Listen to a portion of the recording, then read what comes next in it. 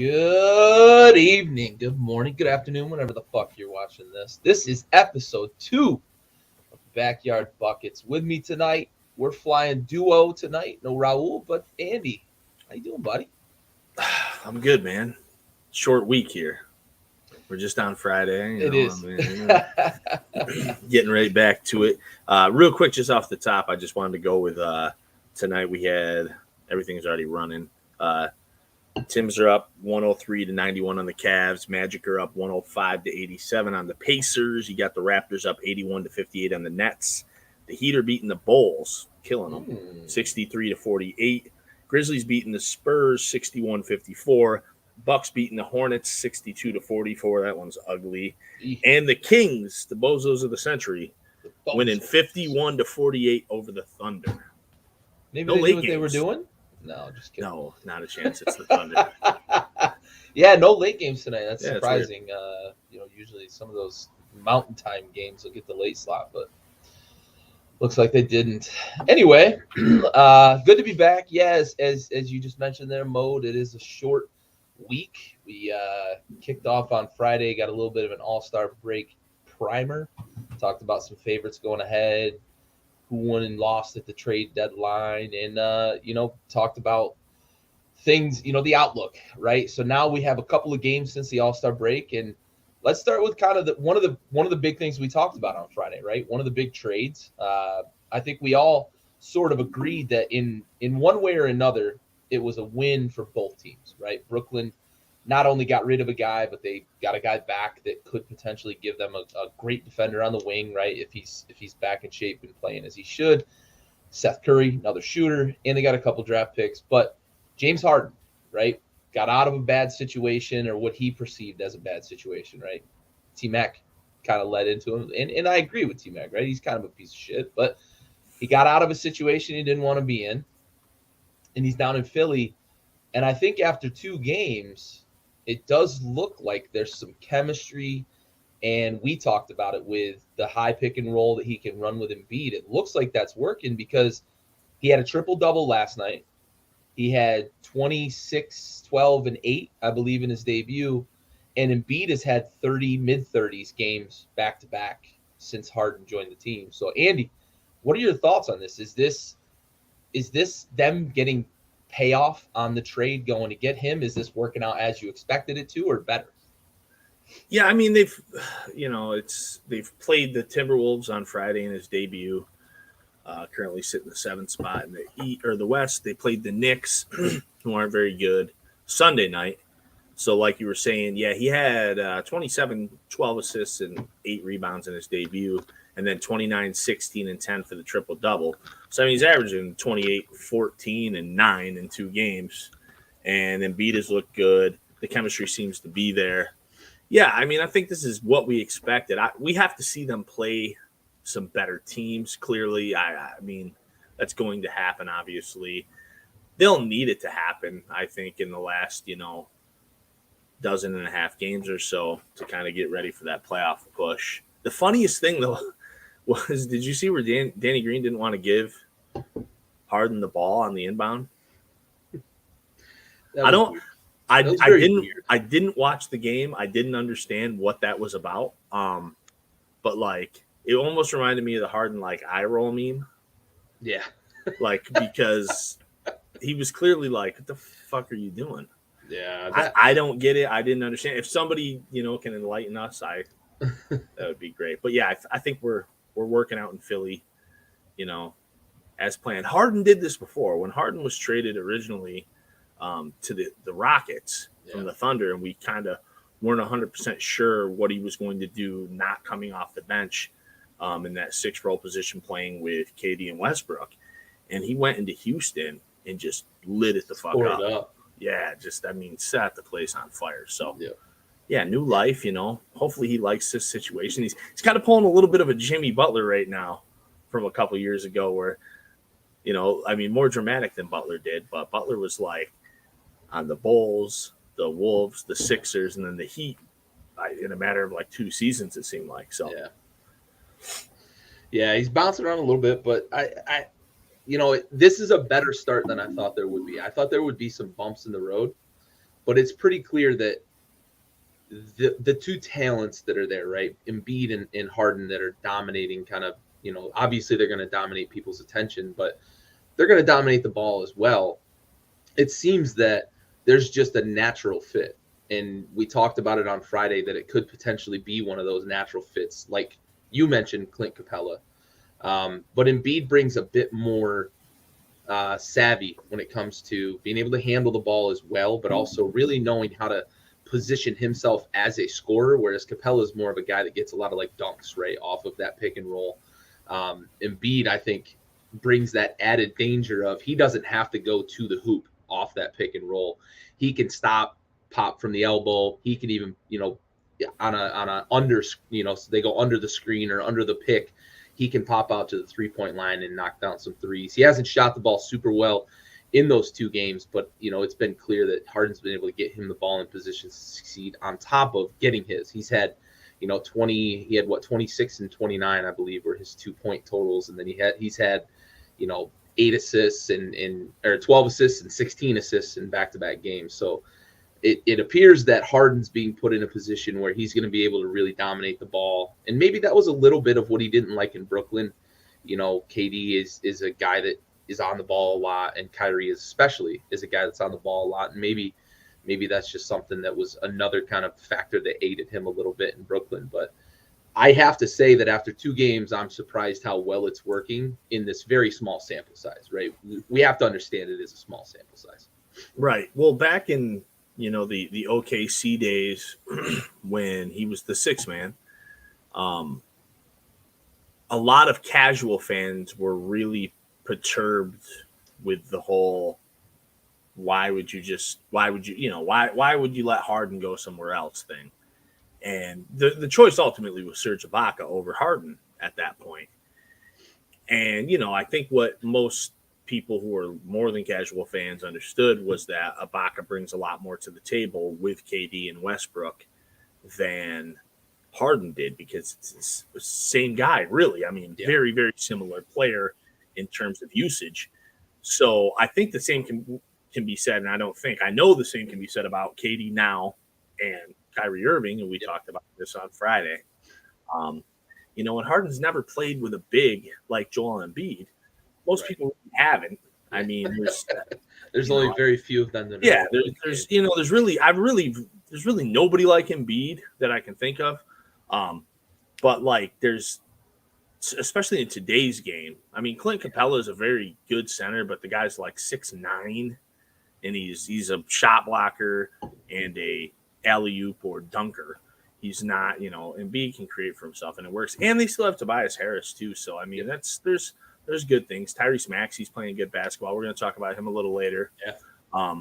They've got some pieces. So even though they gave up a lot of things, and they're looking at the newly released DeAndre Jordan, I hear too. Yeah, I think that'd be a nice little piece for them too. Guy that can come off the bench, give you a little energy, but also a shot blocker and enforcer that you can pair him with Embiid too, and let Embiid work on the perimeter and not have to worry about getting back to help on defense. You can kind of hide DeAndre Jordan down by the hoop and let him kind of do what he does. And he's a guy that rebounds, right? Right. You need those guys especially when you've got the second team in, and you don't have your James Hardens and everybody else shooting. You've got a guy that can rebound and get you dirty possessions, right? You get second possessions that you wouldn't normally get. So I think that'd be a pretty good move for them. Just the skill set that he brings to the table for sure. Well, we've seen, and Philly's not afraid to do these types of things either. We've seen them. They did it with Horford, bringing him in with Embiid, and everybody was like, "What are they doing?" And then they did it again with Drummond. So now, why not? Why not DJ? Yeah, for sure. So, last question to kind of close out the topic with Harden.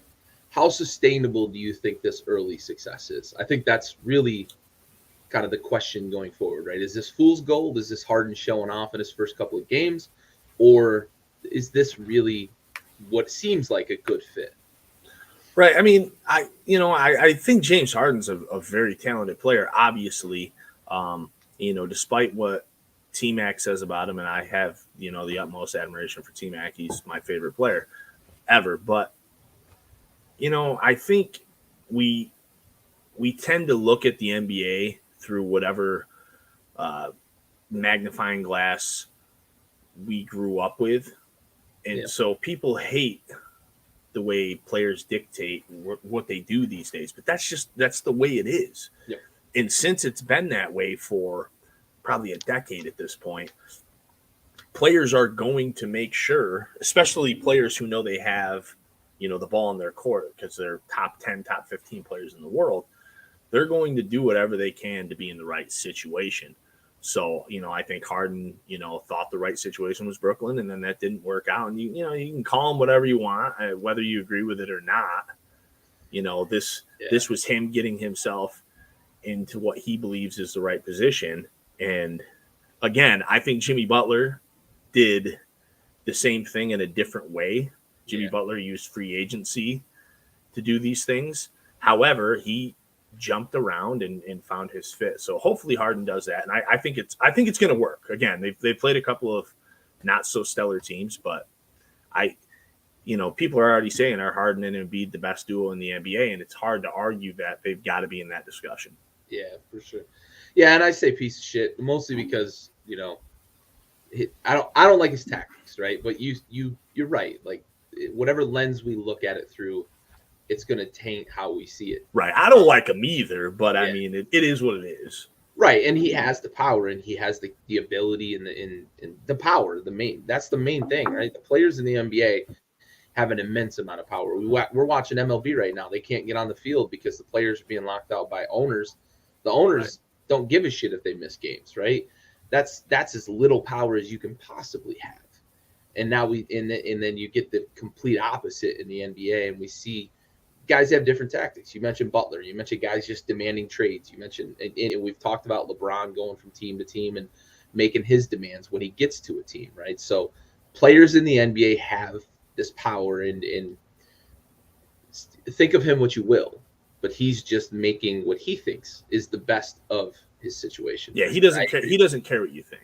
No. Like at the end of the day, and again, I don't agree with it, but people who don't, your favorite player, if they had the power to do this in their era, most of them probably would have.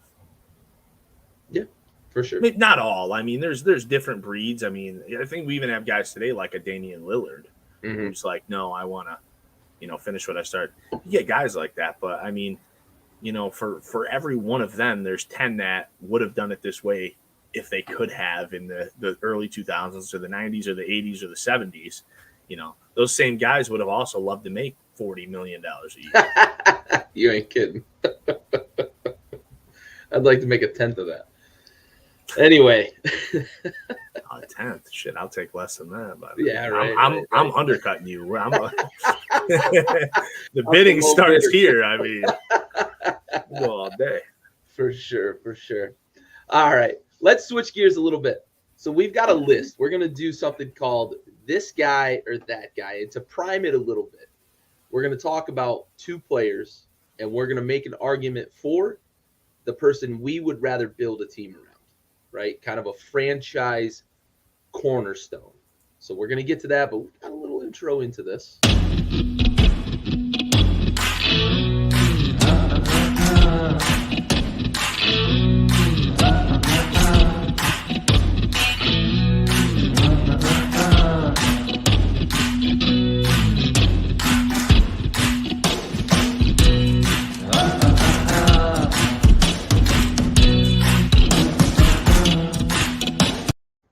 So, this guy or that guy? Full disclosure, I'm seeing that for the first time too, people. Gary made that. I like it. Yeah. All right. So let's get to our first list. Man, I have to say, you put this together, right? And going down this list, man, like you picked the right guys to match up. I'm going to tell you right now, before we start, there was a couple of them I didn't even want to do because I don't want to make a decision. Yeah, it's tough. But I was splitting hairs on probably 6 out of these 8. I tried to make them really similar in years, age, and very similar in the position or style they play. I mean, you did well, friend. You did well. I appreciate it. Some of them are obviously some of these are already ones that I've seen floating around other places, so. No, don't. I'm not trying to say that I'm the first person to talk about these with me. For sure. All right, let's get started here. We've got Cole Anthony and Tyrese Maxey. I'm going to pass it your way first. We're starting, kind of, it's going to climb from here, folks. Mm-hmm. But what a lot of you, I don't know how much everybody really pays attention to the NBA who watches this show. We appreciate you either way. These guys, some of you might be like, who? Cole Anthony was in the dunk contest the other night. Thanks, Calvin. I appreciate you, buddy. So Cole Anthony, the Orlando Magic, Tyrese Maxey, who's obviously on the Sixers. You're talking a couple guys. I mean, Cole Anthony's getting like 18, 6, and 6. I rounded up. Maxey 17, 4, and 5. Like we have some players here. So, a couple of young point guards, really good talents. I have to go Cole Anthony. I'm a Magic guy. I've watched a lot more of Cole Anthony than I've seen of Tyrese Maxey. I was a little surprised when I saw what Tyrese Maxey was actually getting. Me too. Per game. I saw it a couple weeks ago. I was like, shit, this guy's tearing it up. And I knew he was good coming into the league. But, to be on a team that's had star power, and obviously he got a big opportunity this year with the Ben Simmons stuff. But, yeah, hell of a good player. Both good players. And this one was tough for me, too. I'm going to go with Cole Anthony. I think Cole Anthony's a bit better of a shooter. He's a very good rebounder for 6'3". Runs the floor really well, I think, in this era of space and pace. He's the option for me. Maxey's a terrific defender too, but yeah, Cole Anthony for me. Yeah, we're gonna agree on this one. And I think what separates it a little bit for me is I like how Cole Anthony can create with the ball in his hands a little more than what Tyrese Maxey can do.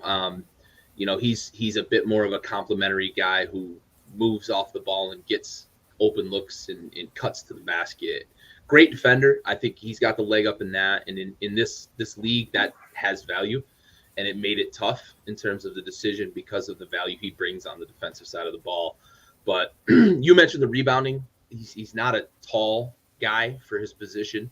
6'3". He's kind of mediocre, right? Average height for, where he's running. In being able to rebound 6 times a game is showing me that he's willing to do the dirty work.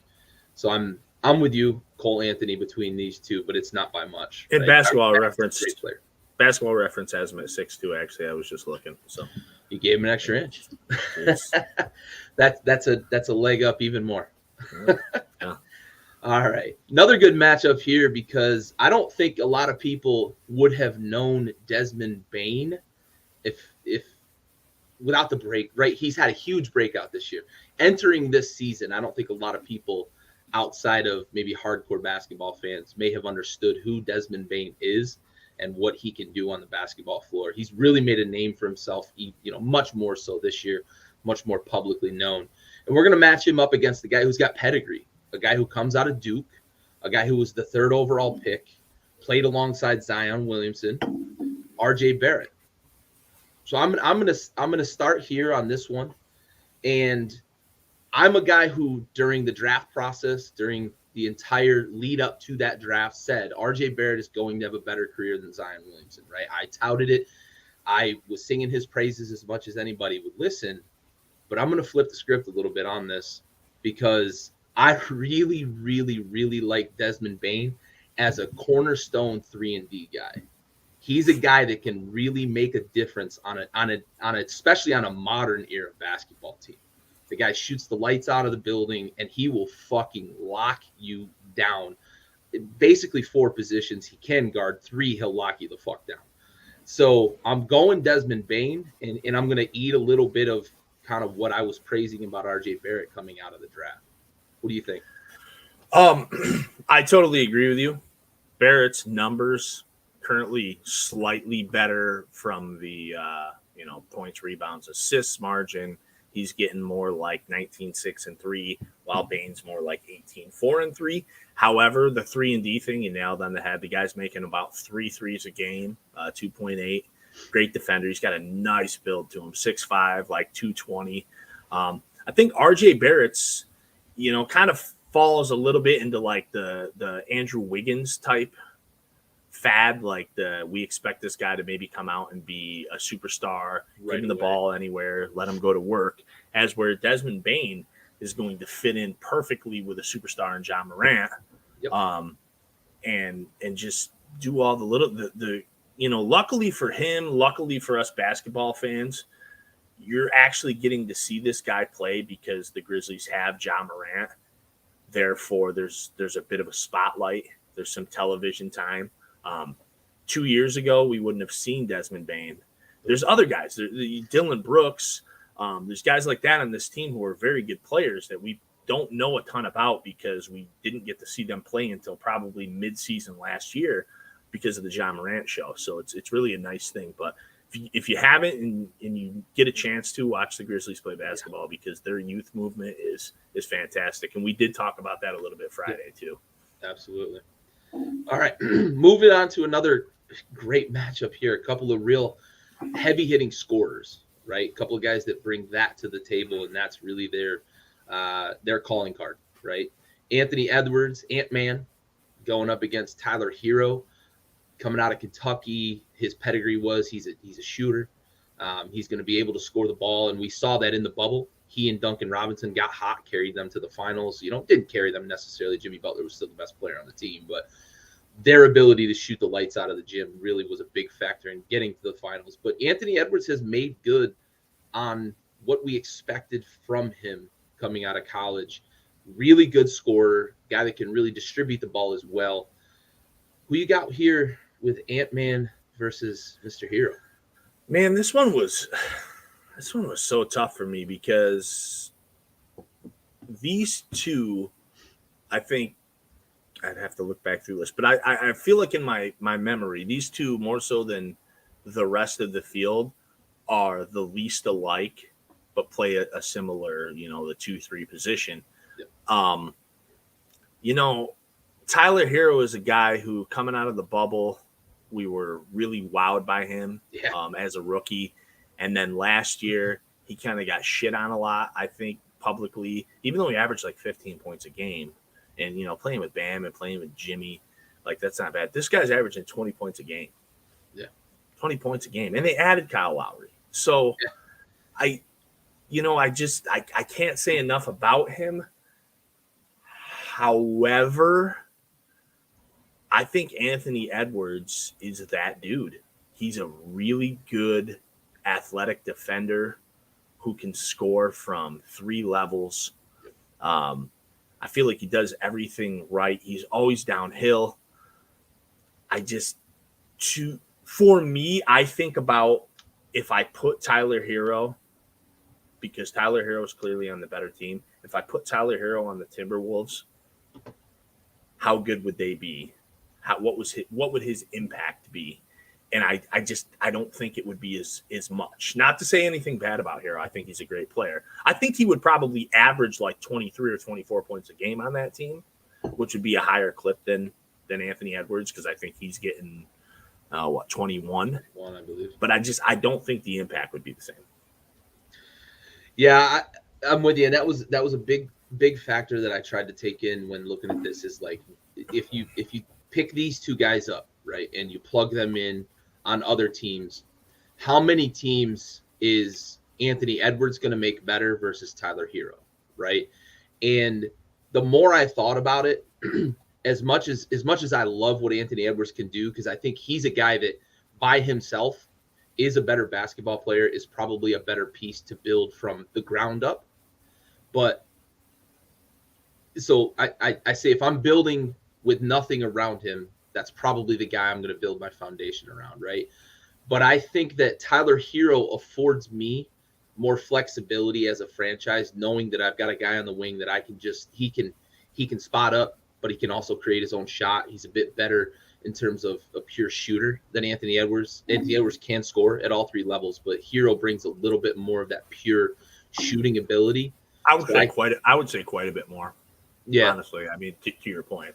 Yeah, so that to me, because I have the potential, if I'm building a team, to put guys that can put him in position to succeed, right? I can get a guy that can handle the ball.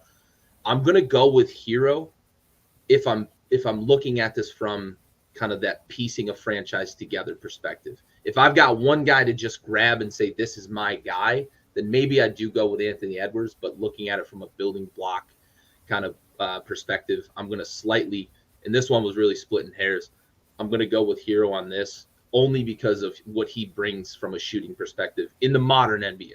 You know what Raul would have just said during that? Yeah, he would have called me Belgian. For sure. I was almost getting it. So actually, it's the first one we disagree on. Listen, I kind of like the way you went with that, because I probably am never looking at it that way. So I agree with you, actually, that Hero is going to fit in, especially in today's NBA. Yeah, probably 22 out of 30 teams better. Right. But yeah, no, I like it. I like the angle. You fucking think you're slick.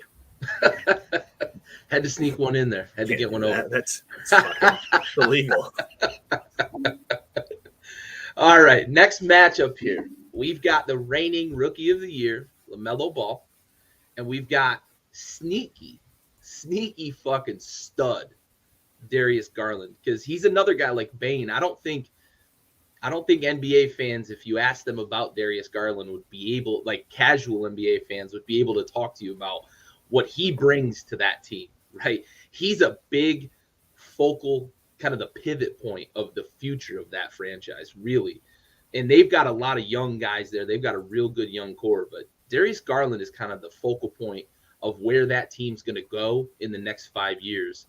But you've got the reigning Rookie of the Year, right? So I'm going to jump in here, and I'm going to say I'm going to go with LaMelo Ball. And I say that because he's a guy that I don't need a lot of pieces around him for him to make my team better. And I'm going to use Charlotte as my example and my kind of evidence here, because they've struggled for a long time to put a franchise together. Mike's struggled for a long time trying to piece together a winning franchise there that can be sustainable. Adding LaMelo Ball, and I hate to admit this because I hate his fucking father to death, but that dude has made good on every bit of the promise that Big Daddy said LaMelo. He said LaMelo was the best ball player, right? And he's proving that. He can shoot. It's a weird shot, but he makes it. He's a willing distributor. He's actually he's not a great defender, but a willing defender. And he rebounds well for the point guard position. So I'm taking LaMelo because I can build around what he brings to the table, because he has a very multifaceted game, and I can put pieces around that. Yeah, and to comment on LeVar a bit, here's the big thing is you have a guy who's made his mark with saying outlandish things, just being brash. And listen, I'm a Lonzo Ball backer. I have been. I think that he's a good player. Yeah, I don't think he's lived up to what I thought he could be, because I kind of thought he had flashes of like a young Jason Kidd. And I still think in some regards he does. So when he was at that height at UCLA, and LeVar was started to say, like a year into the NBA, that LaMelo was the best ball, I'm like, this guy just keeps saying shit to say shit. Yeah, I thought the same fucking And thing. you know what? I'm still not giving him credit. I still think he was just talking to talk, and then it came true. I mean, probably. I mean, even like you got lucky. Blind squirrel found a nut. Right. The clock's right twice a day. So I mean, it's like he. However, I'm off track. I'm way off course. LaMelo is the answer here. I think this was a little unfair to Garland. I felt a little bad about this one, but I wanted to talk about him because you have the Cavs currently. We talked on Friday night. I think they're fool's gold, but they're 36-24, and they're currently sitting fourth in the Eastern Conference, and they're only 3.5 games out of first. So, like, if you don't live in Cleveland and you called anything close to that, you're saying that, I call you a liar. I don't believe you. Kevin Love's out there being the vet I never expected him to be. You have Mobley, who's phenomenal. I mean, you have a lot of little pieces, but Garland has really been who I thought Colin Sexsmith was going to be. Yep. I agree with you 100%. Their best player. Yep. And that's nothing against Colin Sexton. I still think he's, a great player, but Darius Garland is just like coming to his own. And he's another one kind of like Cole Anthony, just a small kind of gets it done guard with a little more athleticism, a little more ball handling than you expect. So I do think the kid's great. This wasn't fair to him, though. I do admit that because it's LaMelo Ball. I mean, when you're averaging like 27 and 8, that's a second. You win most debates, yeah. Yeah, for sure. All right, now we get a little nitpicky here, right? Because this is two guys that are in a little bit different spots in their career, right? Zach LaVine is a seasoned vet, right? Been around for a while. We saw him as a guy. He was just a dunker, right, for a long time.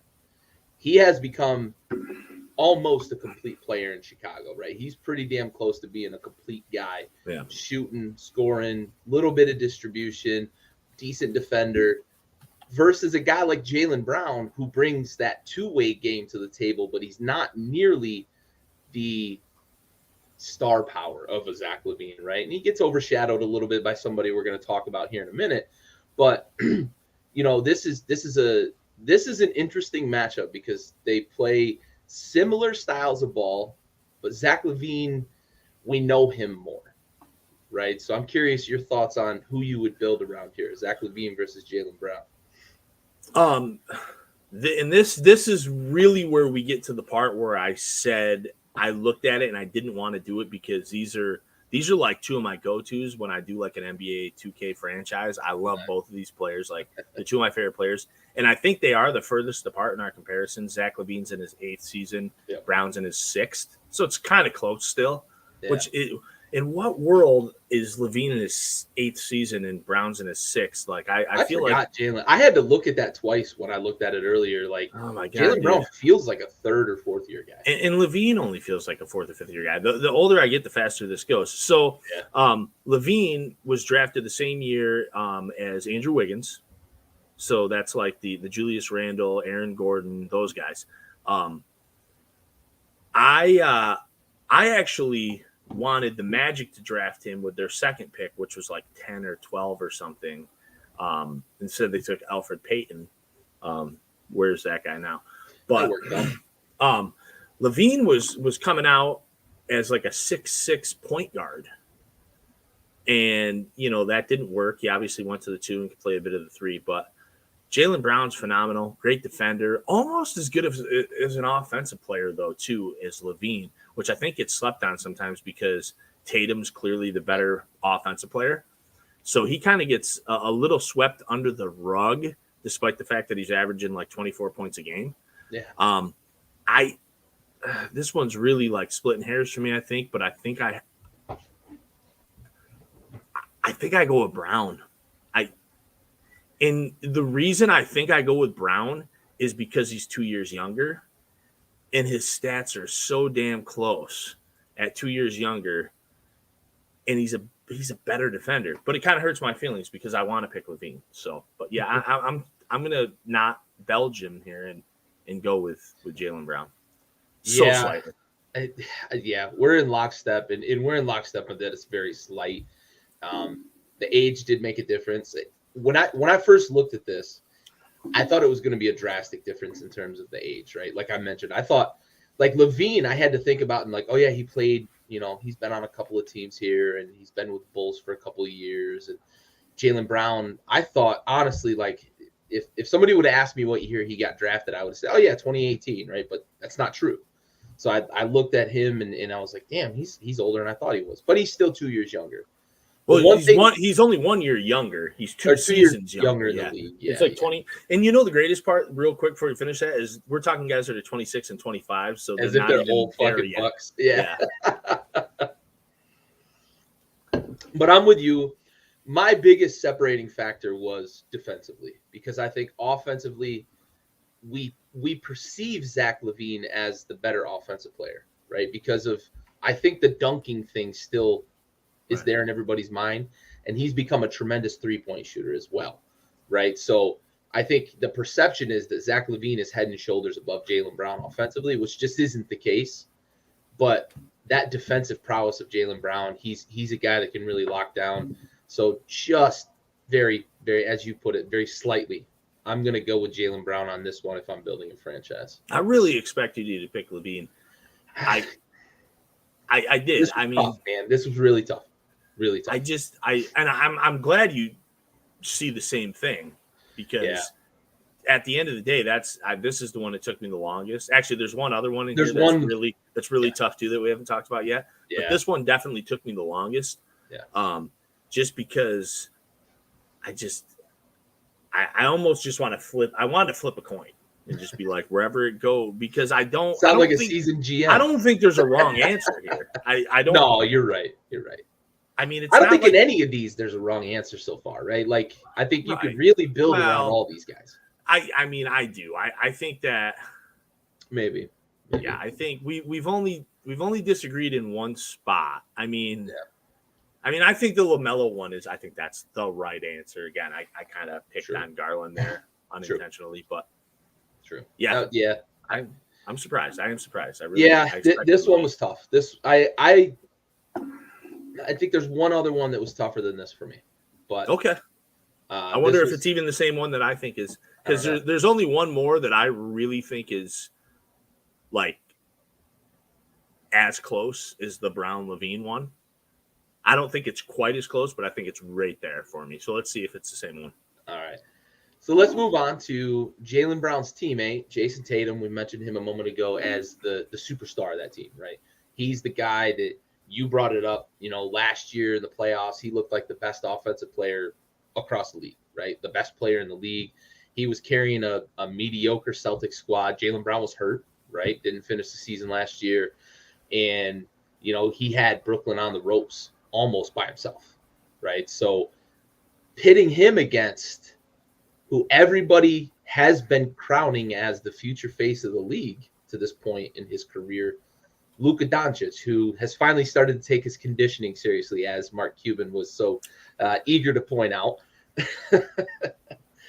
Who you got here, man? Because Luka's a guy that can get a triple-double any night. He's got the ball in his hand all the time. But, man, Jason Tatum is the fucking purity when it comes to scoring. Yeah, no, and I like Tatum, and I think in another dimension where he doesn't play with Jaylen Brown, who's almost as capable of a scorer as him if you look at the numbers. Right. Unbeknownst to a lot of people, it. But, and I got a guy who I don't know if he watches this show, a buddy of mine from Atlanta. Shout out to Carlos Edwards if you happen to be watching this. I don't know if you are. Big basketball dude. Probably one of my favorite people to talk basketball with on all of social media platforms. Just intelligent dude when it comes to the game. But he's a big Jason Tatum guy. And we actually talked about this like 2 years ago. And I said Luka without not even close. And I still say Luka. I do. I do think it's closer, however. That playoff series against the Nets for me last year, what you were just referring to, really kind of did it for me. And I realized that Tatum probably wasn't the best player out there with, like KD on the court and stuff, but he looked like the best player in a lot of respects because he had to do more. And he was up to the challenge. He made big shots. I have the utmost respect for the guy. I think he's, a 24-year-old that we've handed the keys to. Also, if you're listening, anybody from the Celtics, which I know you probably are, you watch this show religiously, do not break up Brown and Tatum. Please do not. Find a way to fit a big in there to make this work and some shooters. Do not break those guys up because I don't know if you realize what you have in that, but it's special. Yeah, but enough about Brown and Tatum. It's Luka. Luka's the guy. I mean, yeah. Fuck, man. Yeah, this one's a little unfair to Tatum because Luka's just, as you said, that guy, right? He is that guy.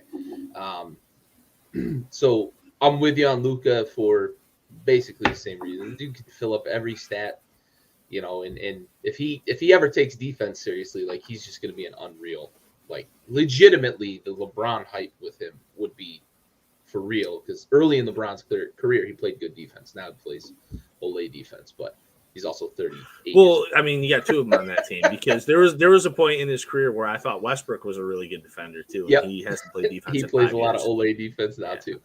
But to your point, right? Celtics GMs and in front office, if you're listening, fucking keep them guys. I was worried 2 years ago that they were going to move. I was worried Brown. This year. True, but I thought they were going to move Brown in favor of Kyrie, honestly. Yeah. And I'm glad they didn't. I just hope that they don't make that mistake here on the back end and move and break them up, because those two together are awesome. Get a couple of shooters. Get a guy inside that can enforce the fucking rim, because they don't have that, right? Horford's not that guy anymore. Right. He's a fine complementary piece, but if you're relying on him as your safety net, you're in trouble. So, and that's not to say like they're the best defense in the league by a long stretch since the 1st of January. Add a guy to the middle of that can rebound the ball and protect the rim. I love the way you put that. Keep these guys together. Don't break them up. Well, 6 years ago when I know this, we were talking about Tatum here, but 6 years ago when Brown was coming out of Cal, I don't even remember who the first pick was that year, but was that the 16 draft? I remember that was the Buddy Hield year, right? Mm-hmm. And I remember, like, I'm on record literally, because I had a podcast then too, and I was flaming everybody who didn't take Buddy Hield. Like, the fuck are you guys doing? You're messing up. You're doing the opposite of the Evan Turner here, is what I thought was going on. Like, and fuck, was I wrong? Like, and the Celtics were the biggest on my list of refs. I was like, Jaylen Brown, are you fucking kidding me? The dude, the athlete that does nothing else but be athletic. And it's funny because I know that I got this dude buddy of mine, Ben Parker. Shout out to Ben. He's from Utah. He was out in Cal, and he last I knew he writes for Cal for the paper, but like he was real big on Jaylen Brown. And I think I remember telling him one time, like, you're kind of crazy, I think. And so, like, Ben, if you're watching, you're not crazy. Also, you know what? He was a guy who was really big on Zach LaVine coming out. Oh, really? Yeah. Nice. So he's, there's a reason he used to go by the moniker. He went by the moniker of the NBA guru at one point. Nice. Young buck. He's a good dude. But, yeah, that Jaylen Brown, man, just a fucking – That was the Ben Simmons draft. Oh, it was the Ben Simmons draft. Yes, it was. Yes. So you know what I did is I flamed everybody besides the Sixers. That's what I did. Yep. Yeah. Glad I was right. I once wanted Thomas Robinson too. So who drafted Buddy Hield though? You had to know he was doomed from the start. Yeah. Yeah. Now they never do anything right. Now he's just a guy that makes like $20 million a year, and you can't even trade for him. Yeah, he's the fucking Jermaine O'Neal of 2022. He's one of those ones, and I try not to let it happen to me, but he just his college campaign was just so. Oh my god, he was a fucking nightmare in college. He just murdered people, man. Yeah. Like. Sure. And with the way the NBA was trending and the things he was doing, I'm like, I was the fool who was sitting here going like, yeah, it's a 6'6" Steph Curry, bro. He was Trae Young before Trae Young. But not. But not. I said this. I wrote the same shit with Trae Young. Like when people would bash Trae Young because they had the early exit and all that. Yeah. And they were like, "Oh, Trae Young's fucked." I'm like, "Nah, Trae Young's fine." I got that one right. Yeah, I feel good about that. You got that one right. He's got terrible hair, but terrible. Oh, awful. Looks like this shit is spray painted on there. Like if you took one of the dandelions after it becomes like the white and you just spray painted it, yeah, that's his hair. He's fucked, man. Oh man. All right, he's had thinning hair since birth. All right, let's move on. We've got a real matchup here because we've got some veterans. We've got superstars, right? These are recognizable household names. These are guys that have made names for themselves in the playoffs when it matters. Devin Booker and Donovan Spider Mitchell. Who you got here? So this was the one. This was the one. Full disclosure for me that okay. So this was we're on the same page. So this is one that I went back and forth on a couple times today because I think they're the same age. They're 25. So that's another thing too, is I feel like they feel older than 25 because they've been having success for so long. Donovan Mitchell's had super success pretty much since year one. However, the one thing I think I would say that negatively impacts Mitchell is I don't know if he's gotten I don't know if he's improved enough, because I feel like from where he started, he should be a top 5 player in the NBA right now. Like it was almost just like he was already kind of close to a ceiling, which is a very high ceiling. As where Booker, I think, has improved more since he came into the league from where he started to where he is now, which is why I think I picked Booker. Also, he's a bit better of a shooter. I'm really nitpicking here. And yeah, I'm going with Booker mostly because of I feel like he's grown more in his time in the league, which also means he started worse than Mitchell. So I'm acknowledging that, but I just feel like with that trend upwards, that means hopefully there's room for more growth, in the next 5 years. And he's a bit better of a shooter, and we're in a shooters league. However, this one was the hardest one for me. Yeah, for sure. This was the most difficult. I like the way you made that comparison, right? And it rings to me of this past year's NFL draft. A guy like Mac Jones, who's likely the most NFL ready, but is near his ceiling, right? You kind of get what you get with him, and you know what you get, versus a guy like a Justin Fields, right, who has this immense potential, right? So I equate Booker more closely with like Fields, and Donovan Mitchell, although he was drafted lower, is a guy that came into the league and lit it on fire immediately. And he's been a superstar in this league before people would acknowledge that he was a superstar in this league. Right. And Booker, on the other hand, came in with a lot of hype out of Kentucky and a lot of expectations and didn't make good on those because he went to a bad franchise, right? Let's be honest. Went to a bad franchise. Chris Paul has come in and taught him how to be a professional, how to improve his game, work toward it, and start to refine his craft. And we see some of that dog out of Devin Booker that we didn't see in the early years, right? His first 2 years in the league. I don't think we saw the dog that we see now out of Devin Booker. So I'm going with Booker, and I have another deciding factor that I took into consideration, and we talk about it a lot. The best ability is availability, and we've seen Donovan Mitchell get nicked up, and it's not his fault because it's a lot of times he steps on a foot or the knee or the ankle, the legs and whatnot. And like, if I'm building a cornerstone guy and I know, right, these are known commodities. I know that Devin Booker doesn't miss time, and I know that Donovan Mitchell has missed time. That is a factor, right? So I'm going with Book for what you mentioned. I don't want to just reiterate it, but he does seem to have a higher ceiling still from where he is right now. Still room for growth, but also he's on the court always.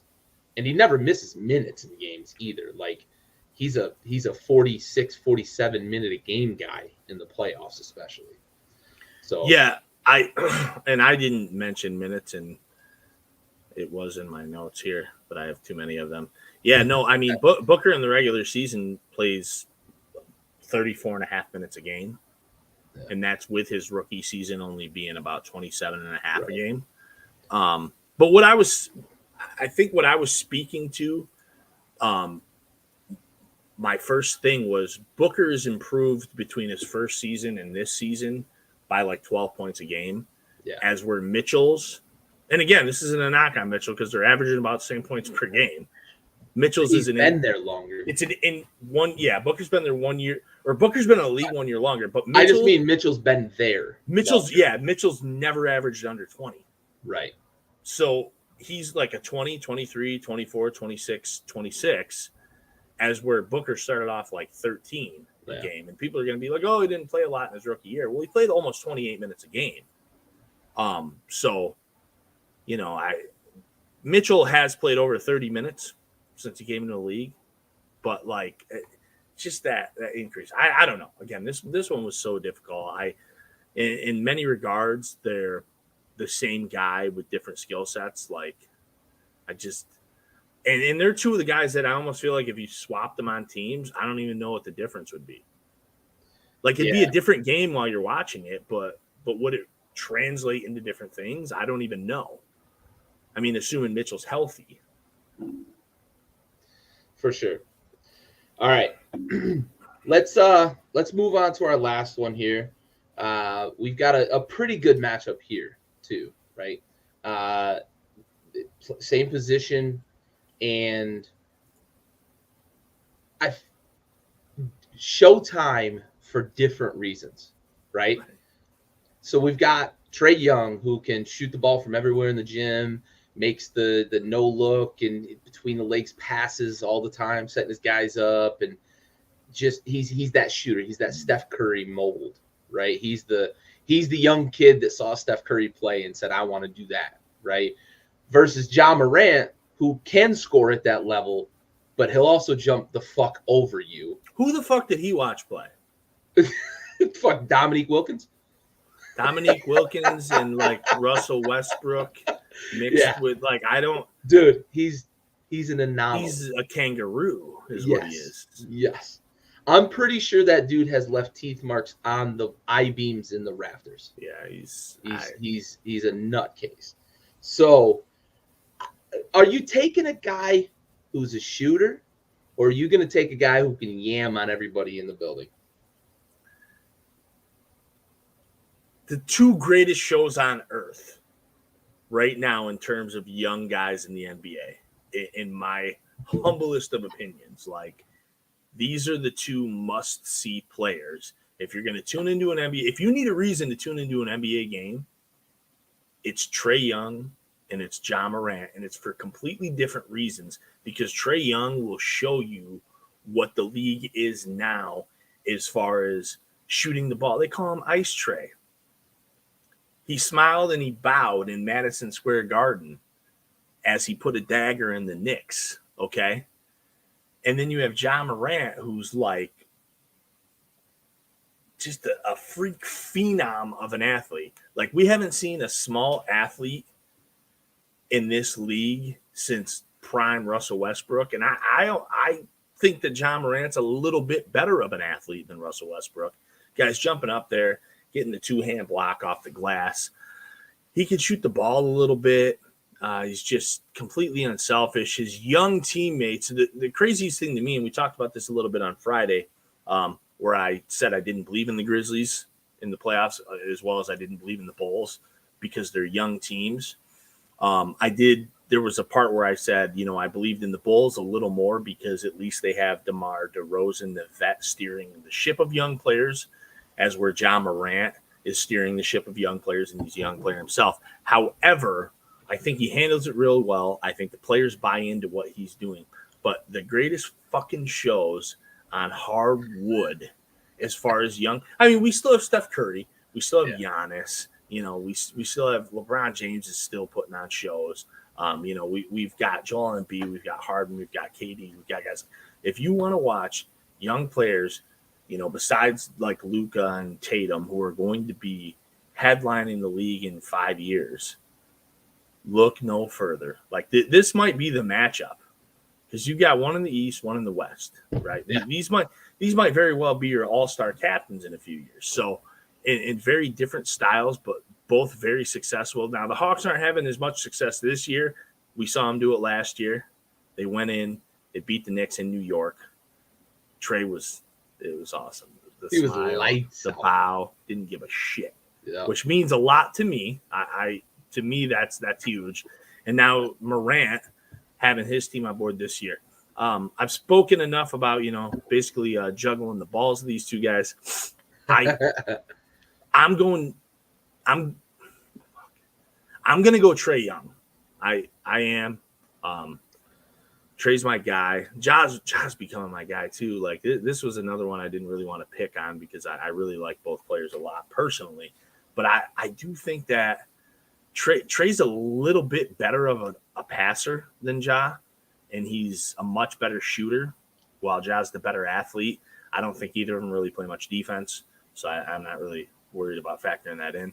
So I just for today's game, I think the shooting, the passing, I'm going to give the slight edge to my boy Trae, Ice Trae Young. But Ja Morant, we love you anyways. Raul right now, his head is fucking exploding. He's exploded. Well, we've finally gotten to the second time when we're going to differ, right? Okay, I like it. I'm glad. We've been pretty much in lockstep with one exception, and even that was really splitting hairs, right? Hero versus Ant was splitting hairs, and I pulled the okey doke on you, right?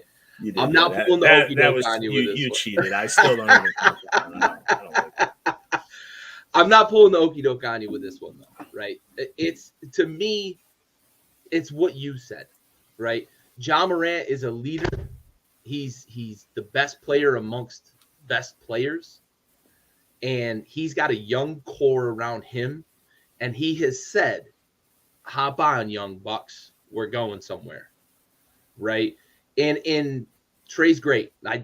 I hate when we do these things because it always feels like if I praise one guy, I'm shitting on another, right? And we talk about that all the time. People are messaging you like, right? Why do you hate Trae? Why do you hate Trae? He's fucking awesome. Like, I love watching Trae because I love the shimmy. I love the smile in the Garden. I love what he did to the Knicks. Although I had picked the Knicks to win that series, I picked them too. Yeah, but I'm with Ja here because I think he's in a position where he has to be the guy, and he is the fucking guy. So if I'm building a franchise, that's the guy I want, right? I want the guy that I know I can put pieces around him that may not necessarily look the part, the savvy vets, the old guys that are proven commodities, and he's going to be able to pull up the bootstraps, dunk on a bunch of people, but also get everybody involved and really elevate a team to that level. And that's what I'm looking for in my cornerstone. I'm going with Ja. It's a decent margin, but Trae's great, man. Like this is picking, like, do I want a Ferrari or a Lamborghini, right? They're both so exciting to watch. I love and I hate this comparison. And I love it because, we have two guys of relatively the same age who play the same position but play it very differently. They're in different conferences, but they have a little bit of a similar vibe when it comes to how they came into the league, because you have Ja, who obviously came in on the heels of the Zion Williams. That's what it was. And everybody knew Ja Morant was going to be a good player. And I think most people thought Ja Morant was going to be the second, maybe even the first, definitely the third, if not the first or second, best player in that draft. And I think you can say the same thing about Trae Young. Trae Young was even traded for Luka. Right? That's got to be some sort of fucking chemical warfare, right, going on there, or some mental warfare. Yeah. So I think these two have both done an excellent job, because one guy came in behind the guy who is the fucking truth, and the other guy came in behind the guy who we're still waiting on to be the fucking truth. To be the truth. Right. Yeah. and Zion had the most hype of any player, I would say, since Wiggins, but probably since LeBron. And Luka, had he played in the States, would have had that same hype. However, I do think he had a ton of hype, coming in. And, obviously John, Trey Morant had their own hype, but neither of them were the A player. They were both the B guys coming into this league, and they both proven to be the, A players, not maybe the A player. Trey's not better than Luka, but he is. I mean, fuck. Trey Young and Zion, where are they? Like, are they top 5 point guards? Point guards? Yeah. Are they top 5 point guards? The both of them? One of them? I think so. I think both. I'd be hard pressed. If you put me on the spot right now, I'd be hard pressed to name 3 that I'm taking over them. Right. I'm sorry, to name 4 that I'm taking over them. I mean, you kick one of them out of the top 5. Right. I'd be hard pressed. I mean, you're taking Curry, right? Yep. You're taking Lillard. Depending on who you are, you might take Kyrie. I'm personally, I'll put it on record right now, I'm taking both of them over Kyrie Irving. Oh yeah. I agree with you 100% on that. I want these two over fucking Kyrie. Most. Send the hate my way. Like, even if he were vaccinated, I'm taking the two of them. That's just where I am with Kyrie. Like, I think that Kyrie for me stalled out. But yeah, I'm probably missing somebody here in my stupor. But like, I mean, you obviously have to throw CP3 into the conversation. Sure, but he still does for a team, but he's not what these guys bring to the table. He's a glue guy, right? He brings a team together. So. And I'm not calling Luka a 1 either. So he's a point forward like LeBron. He's a point forward like LeBron. Right. I'm a Harden's not a 1. I mean, nope. I'm not. It's just I'm not going to classify him there. So yeah. We agreed way too fucking much tonight. Raul would have been so disappointed. Raul would have been mad as fuck. He loves the debate. Oh, dude. He loves us going head to head. Oh, look, I was surprised. Honestly, I was surprised at a few of these. Well, I thought you would be on the Barrett train, maybe. See, I had to check myself on that because I was. I wouldn't have been mad with you if you were. Like, I think it's plausible. I don't think with the argument for Barrett is he handles the ball. That's the argument for Barrett against Desmond. Right. I think there's only 2 of these that you're wrong if you say, and I think that would have been Garland, LaMelo, and Tatum. Yeah. Like those are the only 2 that I would be like, you're wrong, but I mean, so. Yeah, for sure. All right, let's get to most important part of the episode here, and we are going to swing into our salute to service.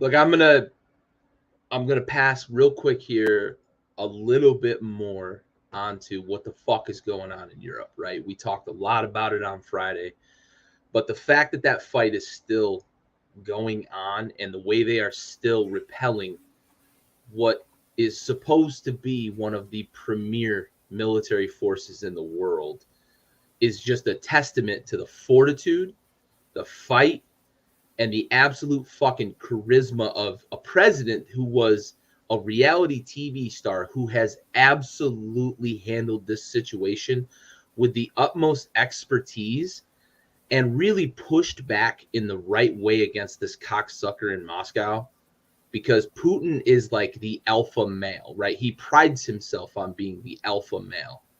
Guess who's hiding behind, oh, I'm going to put nukes out there and I'm going to show and I'm going to threaten this and I'm going to threaten that.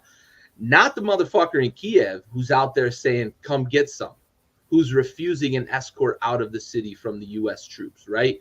The U.S. offered an escort out. He said, nope, I need ammunition, not a ride, right? That's not that BDE. Ride, dude. Right. That's that BDE. Every Ukrainian, like, it's just nuts, these reports that just keep coming out. There's a library. The library, there's a major library in one of the biggest cities. Their website says, I'm sorry, our doors are closed. We'll get back to you after we vanquish the invaders. A library, bro. So I have to salute again what the fuck is going on over there, because they are absolutely getting the teeth of a meat grinder and they are just turning them back. So to you over there in Ukraine, we salute you. Now, on to real quick though, can we also salute like some of the small players? I want to salute like Switzerland for, like saying, hey, we're no longer neutral. Yeah. Fuck you, Russia. Yeah. Kazakhstan, who's one of Russia's biggest allies, saying, hey, we're not giving you troops. Sweden. Sweden, yeah. Sweden, who's notoriously neutral, like right. Switzerland. Elon Musk, sending the Starlink and shit. Yep. Like, I mean, it just this is almost one of those moments where it's like people always say, well, if we, the U.S., the big brother with the military power, we don't step in, who's going to? And we're kind of seeing it. We're seeing it. We're seeing a small country who borders a juggernaut. Yeah. Fight the fuck back. Yep. And say, we're not going quietly into the night. Nope. You want to come into our major cities, we're going to have fucking guns out of every window. And then you have these other countries. Haven't begun dying. Right. You haven't begun dying. Take these seeds so that you grow flowers when you die on Ukrainian soil. And now we finally have some of these other countries for once taking that's all it takes. Instead of the U.S. jumping in and assuming 100% of the responsibility, we're seeing a lot of these other countries taking a small bit. Yep. And it's adding up. And if Putin had hair, he'd be pulling that shit the fuck out. Yep. Because he probably expected this shit to be over in a few days. And here we are. They've still taken no major cities. No major cities. Pornhub's like, bro, if you want to jack off, you're going to do it to the Ukrainian flag. Kids, get some. All Russian IPs. Right. Come on. Yeah, I see some chicks on fucking Snap or on TikTok. We're like, yo, my OnlyFans ain't open in Russia. Yeah, like, you're not getting yams. Oh, if you, I mean, awesome, fuck, man. The response has been awesome. Better go jerk off to the grass. All right, but we are going to shout out a fallen U.S. troop tonight. I just wanted to reiterate our support and our absolute salute to what the fuck is going on in Ukraine, because that is a nightmare scenario and they are responding in fucking kind, and to just give it to the alpha or he sees himself as the alpha. That dude is a beta. Yeah, he's a fucking omega. Anyway, tonight's episode, in addition to the fight going on in Ukraine, this episode goes out to Specialist Jackson Johnson, who died March 7th, 2019, serving during Operation Spartan's Shield. Jackson Johnson was 20 years old from Hillsborough, Missouri. His vehicle collided with a civilian commercial truck in Kuwait. They were doing some transport exercises. They were deployed to Kuwait in support of the Spartan Shield operation. He was awarded the Meritorious Service Medal, National Defense Service Medal, and Army Service Ribbon. Jackson Johnson, Specialist Jackson Johnson, we have to watch.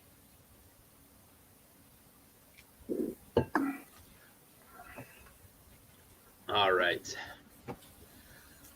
I'm just going to bring this up real quick before we transition into our last bit, man. Russian warship, go fuck yourself. Right. And we talked about this earlier. I had heard something actually yesterday too, but I wasn't sure how true it was, that they're now saying that, the Snake Island guys that told them go fuck yourself weren't necessarily killed, but captured, which is, great. Might get them back. I think in a sense, though, that to me, more than anything, it shows that the Russian dudes in the warship, because there's a lot of shit coming out now, too. A lot of these Russian soldiers don't actually want to fucking be there. They thought they were doing an exercise. Whether that's true or not, we'll see. But, I'm they glad. They were told it was peacekeeping and shit like that. But the thing is rules of war over there means if you don't do what you're told, you get executed. Right. So, I don't want to say all of them because some of those homicidal freaks are running people over in fucking civilian vehicles with tanks, but maybe some of them. I saw a video too of a dude rolling up on like a Russian tank, a Ukrainian dude, and he was like, "You guys need gas?" Yeah. And they're like, har laughing. You can't park there. And listen, I think with drive-by Molotov cocktail too. With any war, like there's probably some dudes that don't want to fucking be there, man. I mean. You're talking 19, 20-year-olds. When I was 19, I didn't want to be somewhere else fucking trying to shoot people up. Like, I was trying to get some chicks, man. So, fucking sure. Putin, dude. Crusty motherfucker, man. This fucking guy, dude. This fucking guy. All right. So, we've got a couple of new segments we're going to introduce tonight. In addition to this guy or that guy, that's not going to be a regular one, but these two are going to be regular ones. And in the spirit of, for those of you who've watched the Backyard Blitz, we have Thanks Haskins and we have Damn K to salute a negative and a positive. We've adapted that to the hoop scenario. So we're going to start out with, and so I took that personally.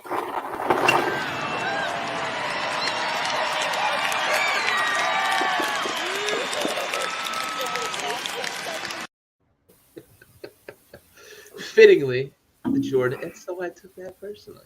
So I'm going to pass it your way. What do you want to highlight tonight? Oh man, so I was going to touch base with you because we had the short week really with a couple days, and I hope we don't step. I grabbed two. I hope you did the same. So mine actually happened last night. There was a point in the Hornets game. You had Kelly Olynyk, right? He gets the rock, and it's overtime. He beats the Hornets. I think it was 116-117 on this crazy little fadeaway turnaround. Like he was, you know what? It's almost like it wasn't a three, but it kind of reminded me with the drama of the Kawhi Leonard shot against the Sixers in the playoffs 2 years ago, or was it last year? It was 2 years. 2 years ago. 2 years ago. Yeah, it was when he was with Toronto. Like the and it's Kelly fucking Olynyk, man. The guy caveman. So he fucking beats the Hornets. The Pistons win. He just an inbound with it, like he's well guarded. Dude's like 6'10", gets this little turnaround from 15. Pierre pops it off, kind of fading away with the glass to the side of him. Like he took that shit personally. Yo, it just dawned on me. That's 3 years ago. We are getting fucking old, man. 2 years ago was bubble basketball. Oh, it was bubble basketball. So it was 3 years ago. We're getting old fast. That was Kawhi's laugh here. Yo, time just listen. Yeah, I'm a fun guy. The time I had between 10 years old and 18 years old seems like it was like 50 fucking years. Right. And the time I had between like 21 24 and 38 is 10 seconds. Absurd. I promise you. Man. I used to work with a dude who used to say, and mind you, I was like 22 at the time. He used to say 32 was right around the corner. He would always say that. Always say that shit. And I was like, you're fucking right. goofy. Because he was 32. He was 10 years older than me. 32 is right around the corner. He would always say that shit. And I was like, you're fucking goofy. Bro, I'm 38 now. Yeah. He was saying that shit to me last week. last week, bro. Oh, fucking man. 16 years ago. So my little highlight here, I'm going to go back to something we talked about at the very beginning of this show.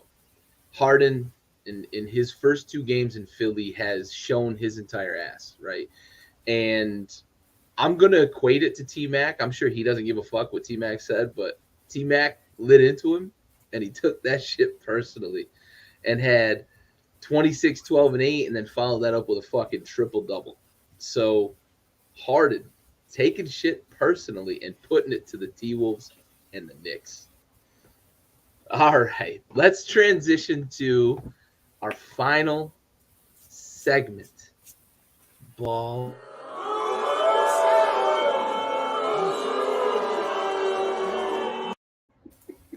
As Sheed would always say, the ball don't lie. What you got for me, buddy? Well, what I have is a bit depressing. So I don't know how many of you live in New York State. New York has recently really eased up on the mask mandates.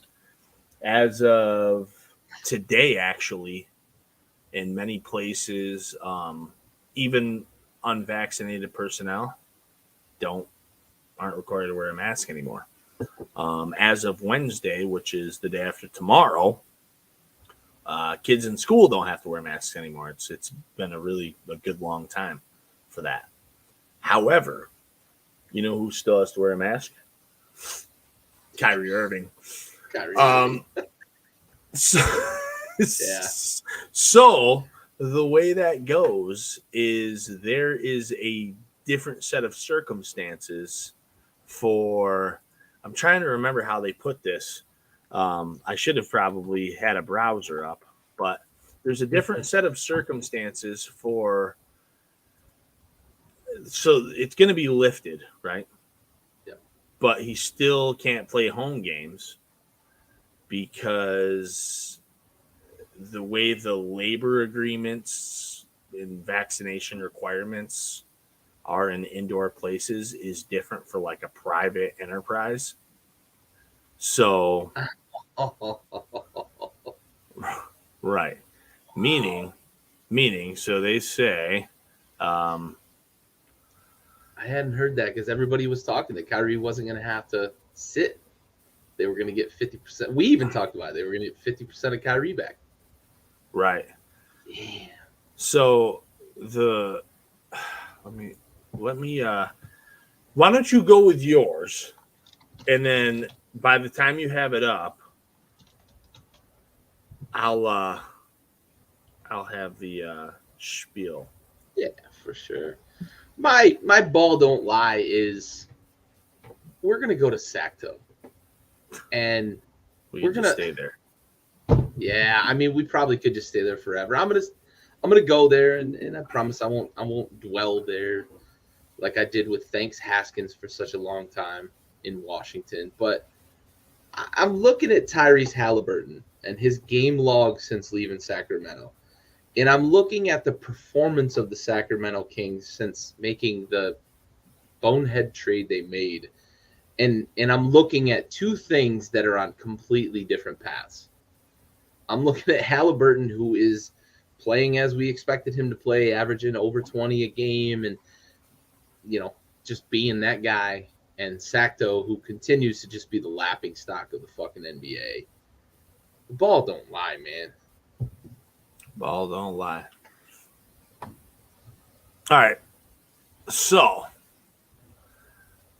back to the Kyrie Irving thing. You were done, right? Yep.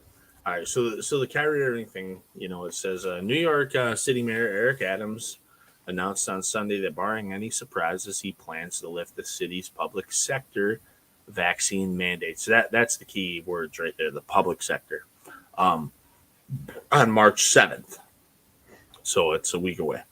That will not, however, clear the way for Brooklyn Nets star Kyrie Irving to play home games at Barclays Center. Additionally, New York City's numbers continue to go down day after day. So as long as COVID indicators show a low level risk, blah, blah, blah, blah, blah, blah, blah.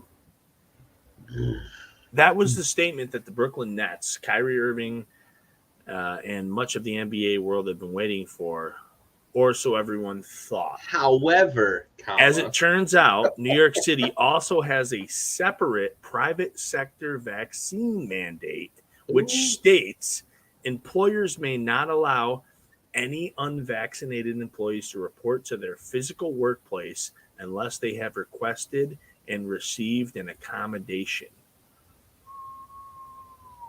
So, it sounds like Kyrie. Are the Nets going to make that accommodation? I don't know. I mean, so this It'd be in their best interest, right? I mean, this was Jack Maloney, so like I don't know. I mean that's a good source. Damn. I mean, listen. I hope, for the sake of the Nets and for what's probably fair, that yes, he gets to go. However, I do think there's a lesson in all of this. Like, I mean, come on, Kyrie. Fuck. Like, I feel like I've been saying for like 6 years, like, come on, Kyrie. Come on, Kyrie. Like every turn, it's like dinosaurs. It's flat Earth. Why are we fighting with you, dude? Like, right. Every fucking turn about something. It's just, and I don't want to tell anybody what to do, necessarily, but like, here's the thing: coaching like high school basketball kids, sometimes it's like some of these kids are good, but they want to do dumb shit, and it's like I don't want to tell you I don't want to fucking tell you what to do because I lived it and I probably did dumber shit than you. Yeah. Like, because you don't know me. I probably did way dumber shit than you. But like, I don't want to tell you what to do, but at the same time, fucking get it together, dude, or don't. You know what I mean? Because if you don't, you won't be here. Yeah. And that's like essentially with Kyrie. Like, do you want to be like? Because you can be you can go to the finals this year. Yeah, like, you're not just on some team. You're not going to win 31 games. That was a championship squad preseason. It still is.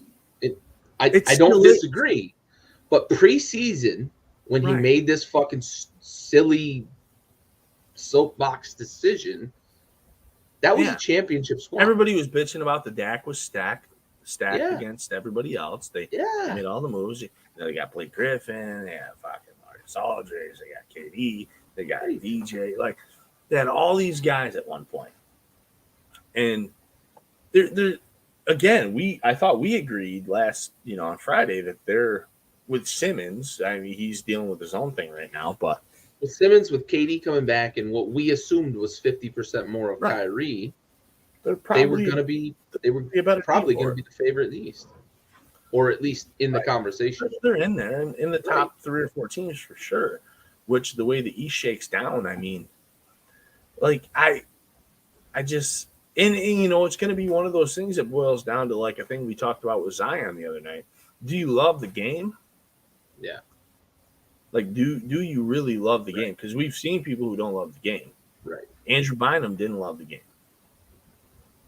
I mean, we looked at a guy who immense wasted talent with Dwight Howard's ailing back thing as he transitioned from Orlando over to the Lakers.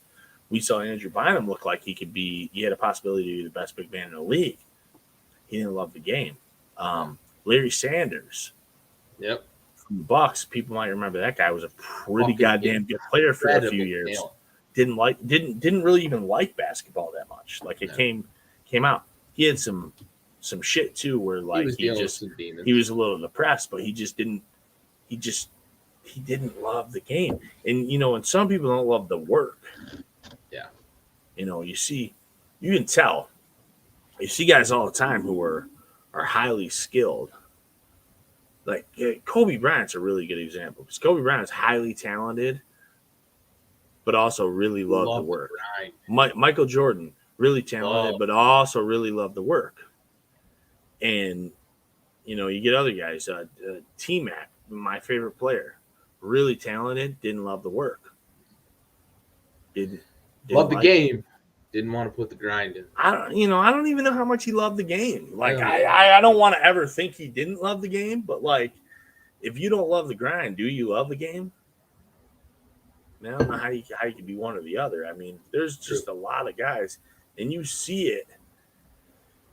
You see when the guys, Vince Carter is one of the purest examples for me of a guy who I thought would wash out of the NBA as soon as he started hurting his knee, because his game was so predicated on off jumping of athleticism. over air, buddy. But then he played fucking longer than Moses walked through the desert. He made a 3-pointer in what, 4 decades? This dude was out here. This dude was in the NBA fucking longer than Seinfeld was on television, bro. Right. But it was because he worked. Yeah. He made himself a different guy. Yep. He became a 3-point shooter. He became a threat. Like, some guys do that. McGrady had like 4 or 5 chances after he fucked his shit up. He had the back thing, he had the knee thing, and he had opportunities, but he didn't work. There's the 100-hour theory, like, where how many hours you put in per 100 for work, and it's not just for sports. This is for like life. Yeah. And like, it was estimated McGrady shit was so low when they estimated it. There was a really good article. I'd have to find something. We could put it up for people to see. It's one of the better pieces, but some guys just try. Jason Kidd's another one, and I don't even want to say from like injuries, but like, remember Jason Kidd came in the league and they called him Asen Kidd because he had no J. And then at one point he was like number 3 on the 3-point made list. Yeah. Like, after he was retired. He just worked at it. He some guys work, some guys it's probably hard. I think when you're so naturally gifted, like, bro, if I were naturally gifted enough to be in the NBA, I wouldn't work at all. You'd be Brian Scalabrine.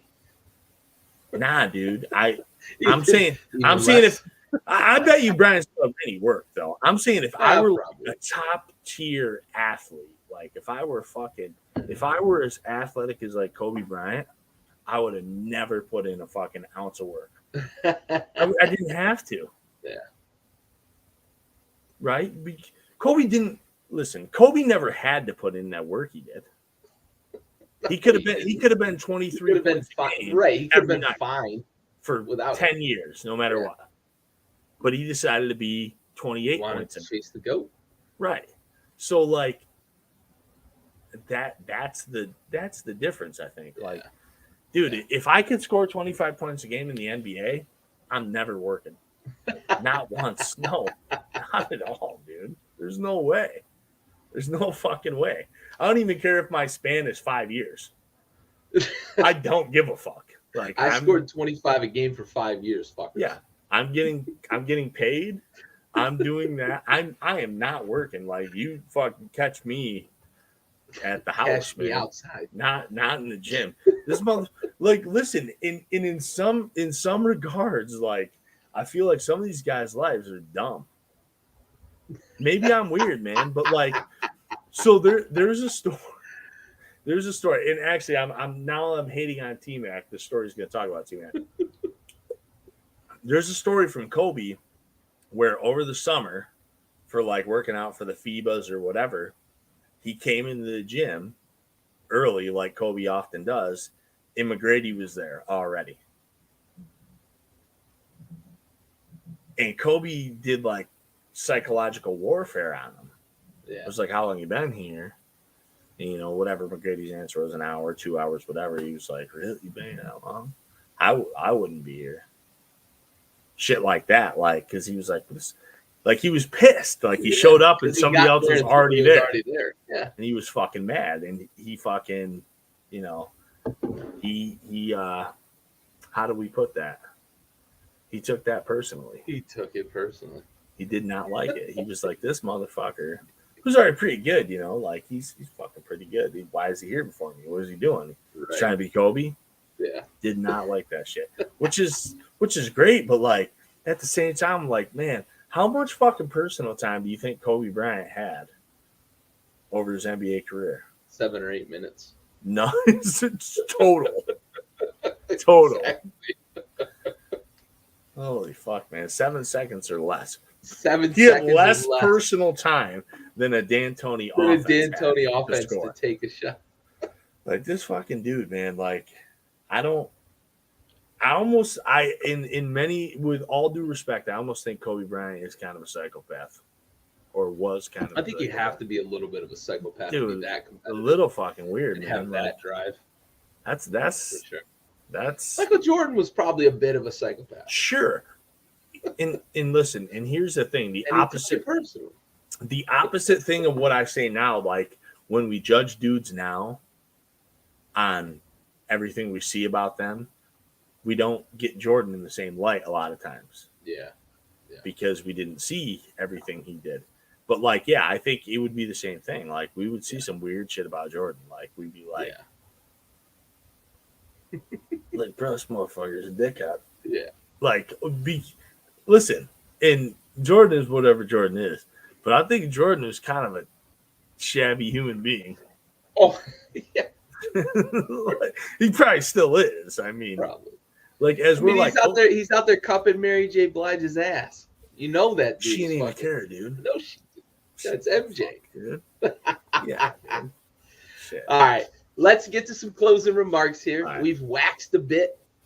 You get to see a little bit of kind of the back and forth, the insider knowledge here with Mode and myself. But what are your closing thoughts, buddy?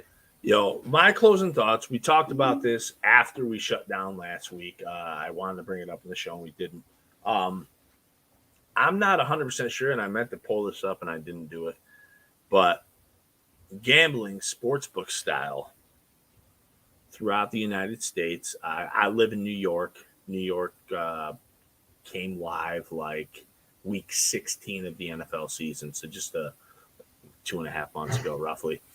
I have noticed, and I'm curious how many other people have noticed from different states or whatever. I know Raul said in Texas they're still pretty handcuffed, sort of like they are when they get a half an inch of ice on the ground.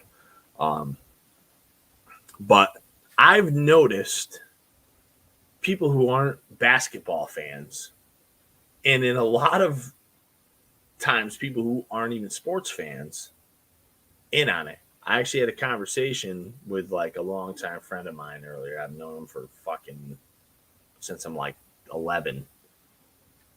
Doesn't really care about sports at all, but he's a bit of a gambler. He likes the poker.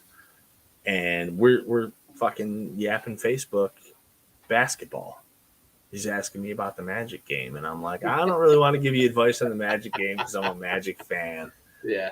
And he's telling me he had picked Indy, but he saw Markelle Fultz was coming back tonight, and he didn't know what that meant. And I was like, I don't know what that means either because I haven't seen Markelle Fultz in a fucking year. Yeah. However, last I looked, the Magic were fucking tearing that ass up.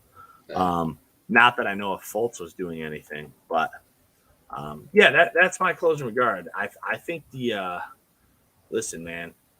If we want to let people vote for who they put in office, we want to let people smoke cigarettes, we want to let people chew tobacco, drink booze. A lot of states smoke weed. Like, let's listen, man. If you earn money, you can fucking spend money. Let's gamble. I mean, do this shit responsibly. I would tell you the same thing if you were going to drink some fucking Miller Lights. But, if you want to smoke a cigarette, don't smoke 9 packs a day. Yeah. Don't bet $1,000. Don't gamble away the mortgage. Yeah, don't bet $1,000 on the Kings, bud. But, that responsibly. That responsibly. But let us do what we want to do, man. Yeah, for sure. That's a good note to end it on because I like that sports gambling's coming around. It's starting to bring a lot of intrigue to some sports that people probably didn't pay attention to before. So, on that note, hit us up in the chat. We haven't had a lot of comments this week. We had some good ones last week, but join us, join in. It's good interaction. Give us your thoughts on our topics. We're not here to just talk at you. We're here to talk with you. For Andy, I'm Gary. This has been Backyard Buckets. We look forward to seeing you next week. We are out.